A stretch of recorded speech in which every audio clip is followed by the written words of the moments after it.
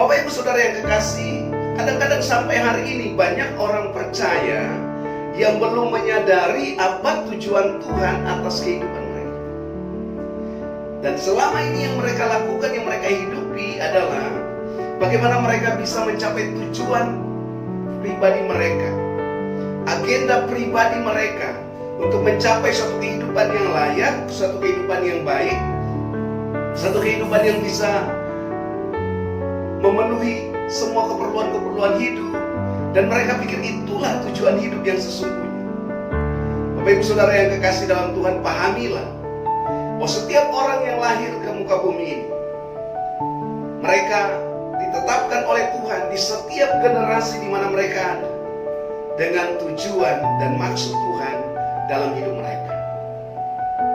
Karena itu Bapak Ibu Saudara yang kekasih, mari kita belajar untuk dapat mengerti dan memahami apa tujuan Tuhan atas hidup kita.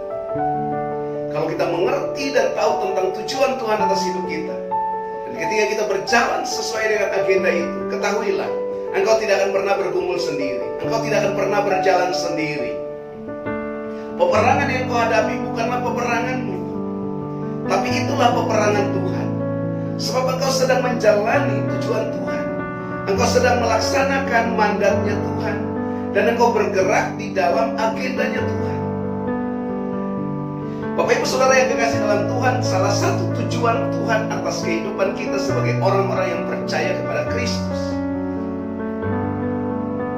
Filipi pasal 2 ini ayat 15, supaya kamu tidak beraib dan tiada bernoda, sebagai anak-anak Allah yang tidak bercela di tengah-tengah angkatan yang bengkok hatinya dan yang sesat ini, sehingga kamu bercahaya di antara mereka seperti bintang-bintang di dunia.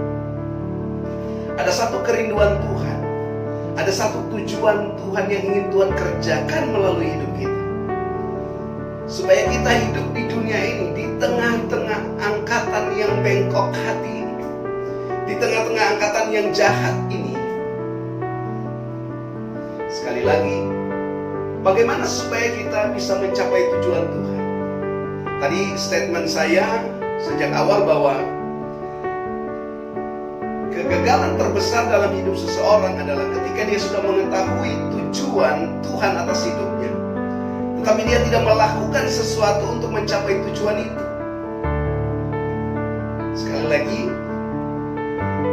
orang yang sudah mengetahui tentang tujuan Tuhan atas hidupnya, tetapi kemudian dia tidak melakukan sesuatu untuk mencapai tujuan itu, maka itulah kegagalan terbesar di dalam hidup.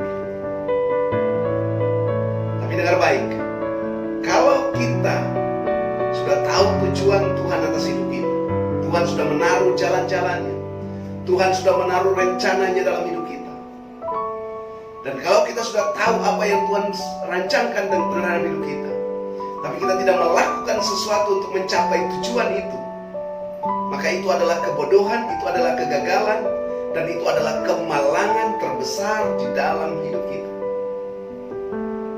Dan ini yang Tuhan inginkan dari kita. Dikatakan, yaitu supaya kamu tiada beraib dan tiada bernoda, sebagai anak-anak Allah yang tidak bercela di tengah-tengah angkatan yang bengkok hatinya dan yang sesat ini, sehingga kamu bercahaya di antara mereka seperti bintang-bintang di dunia. Tuhan menghendaki supaya